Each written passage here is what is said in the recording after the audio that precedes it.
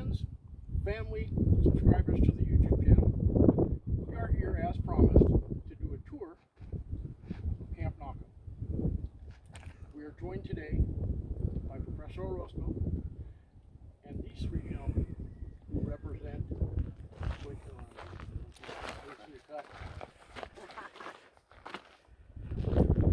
happily joined by these gentlemen. We're going to take the tour today with Professor Orozco explaining everything, because the stuff I was able to find online, I'm not an expert by any means, and we want all the information we can to be in the video so that people find out the truth and can see it and become partners with the Friends of Fort Naco and help preserve this piece of not only Arizona history, but American history. Information for the donation site, please. Our fiscal agent is Archaeology Southwest. Archaeology Southwest has a website, and on there's a NACO page, and if you go to that, it is a 501c3, and they will make sure the money gets to us. They don't charge us anything for it, and all of the money comes here to the camp. So the Naco Heritage Alliance is the Friends group, the official Friends group, and we are under the auspices of Archaeology Southwest. Fantastic. So all you subscribers, after you hit the like and subscribe button, share it with all your friends, and go to those websites, contribute. History needs to be preserved, people. Let us commence to.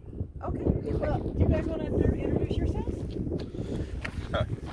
Hi, I'm Frederick Sanders. My road name is IG.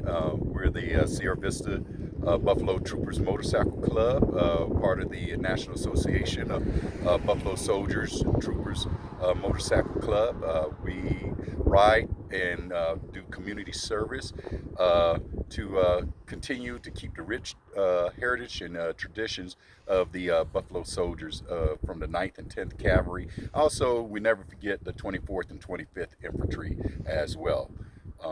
I'm the president, and this is our chapter. I'll let My government name is Virgil Bandy. My road name is Mufasa. Ooh, say it again. Mufasa! And I'm the temporary treasurer, and I love riding, and I love this group because we get a chance to ride all over the place, and we get a chance to do good as we go.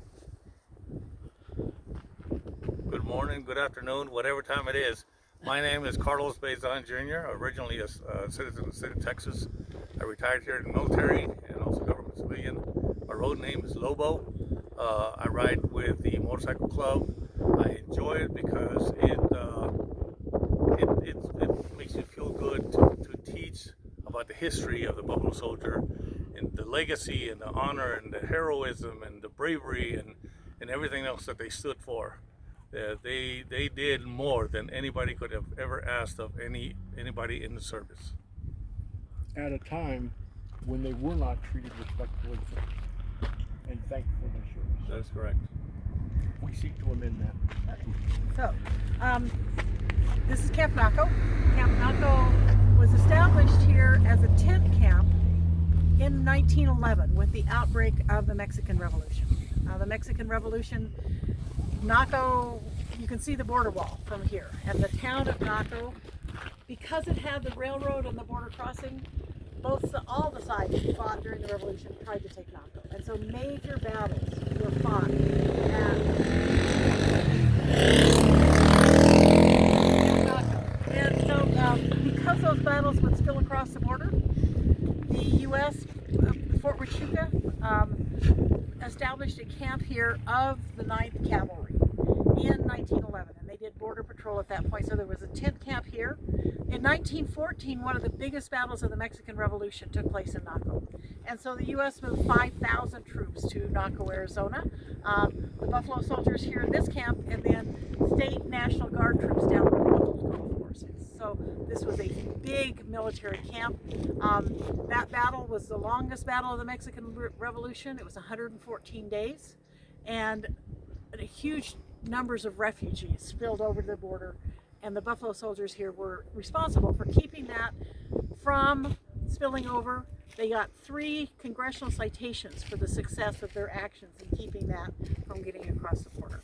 Well, the Mexican Revolution went on throughout the 19 teens, but World War I came along in 1917, and a lot of the first group of soldiers who went to fight in Europe were Buffalo Soldiers in the 9th and 10th Cavalry, because they were the ones with the experience.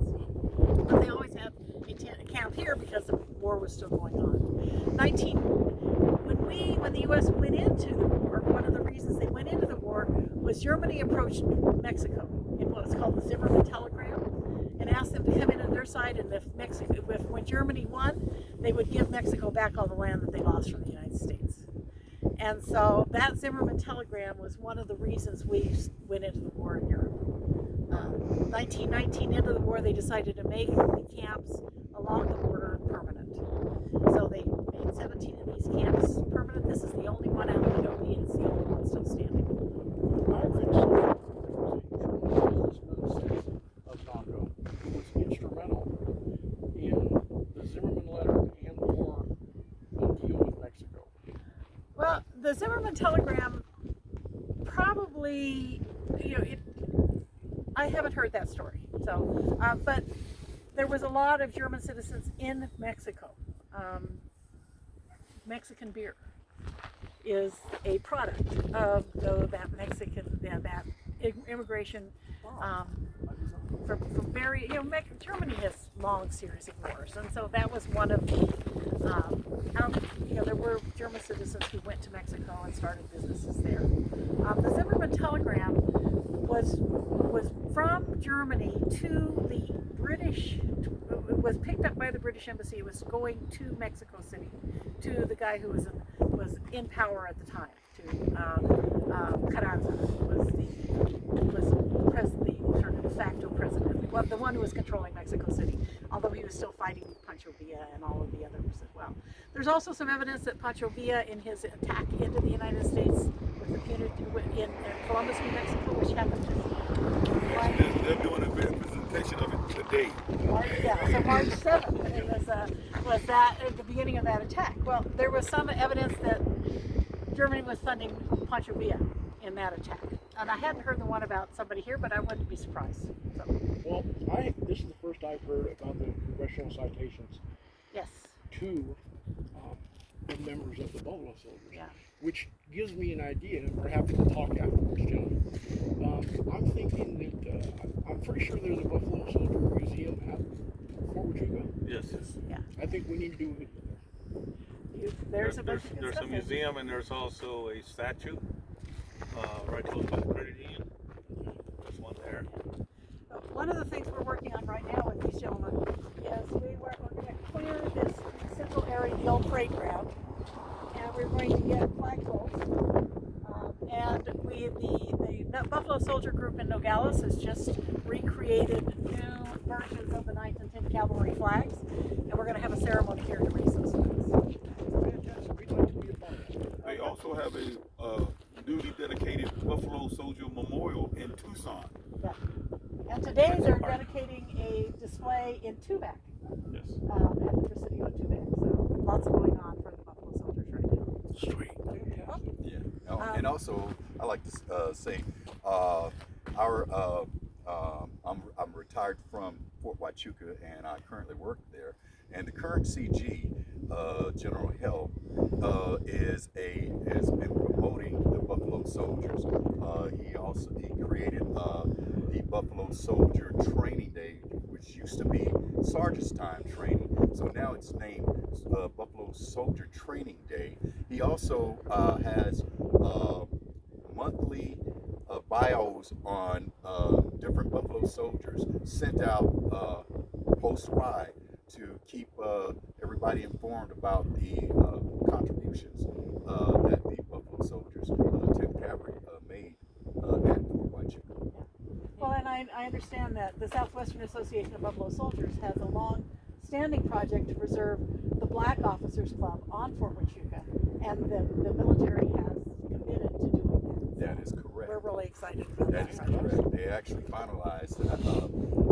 I guess it'll start construction in like a couple of years, if I'm not mistaken, or next year, or something like that. Don't quote me on the date and time, but it has been approved. It's just forecasting. See, there's also Bonnie Blink Cemetery on the post that has quite a few Buffalo soldiers that are buried there. There's also another effort by another organization or foundation, the name of it skips my mind, that is going to be setting up a monument of some sort at the Veterans Park in Sierra Vista. And they're asking us, the Buffalo Troopers, to provide the verbiage or the inscription for that particular monument. That's also in the works. Well, let me know if I can help on the So, in association with the fort, the parent company of the channel, Extreme Gallery Coaches County, we are trying to put together a 1 mile extreme long range shoot. The single best venue to host that is the Bo McCarty Airfield on Fort Wichita proper. It's the dirt airfield way out near the Bo McCarty River. If we can somehow find out a way to contact the commandant or the range master, put all this together, I'd love for us to have an annual 1 mile shoot. New Mexico does it, and they're not Old West history. We are. Lots of good ties going on here. Absolutely. Sounds like a plan to me. So, as I said, this was built to replace a tent camp in 1919. We have a couple of historic photos that were taken from on top of that water tower that show this camp. And this camp, the painting here comes from that, was state of the art in 1919. We have the plans from the Corps of Engineers laying out a basic military plan for the camp. And so it was meant to be permanent, but as I said, it only lasted for 4 years. It went back to the Newell family. John Newell got this property when in around 1900, when he thought that Phelps Dodge and Bisbee was going to need a place for a smelter. And because the railroad went right by here on its way to Mexico, to the big mines in northern Mexico, this seemed like the perfect spot. But he wanted too much money. Phelps Dodge found a place over in Douglas. And so then he had this plot of land here, was not particularly, didn't know what to do with it. The military then rented it from him for the tent camp and for then later building the camp here. After 1924, when the camp was decommissioned, it went back to the Newell family. But then it went back to the U.S. government for a Civilian Conservation Corps camp in the 1930s. Through the 1930s, the Civilian Conservation Camp, which was doing water control stuff up in Old Bisbee, had their camp here. But the U.S. military, because they always had a little, they wanted to keep an eye on Mexico through World War II, they kept this under their auspices until 1950. It went back to the Newell family, and the Newell family moved here. The Newell family lived in the old hospital building, and they rented the other buildings out. I run into people all the time who lived in the officers' quarters or used these buildings from 1950 to 1990. 1990, Mrs. Newell was getting on in years. She died at the age of 101 in 2011. But Mr. Newell passed away. She sold the camp to Vision Quest. Vision Quest was a for-profit juvenile treatment group. We used to do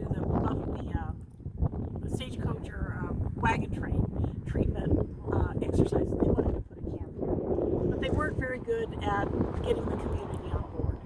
In fact, they basically aggravated the community to the point when they went to get zoning, everybody in town showed up and against that.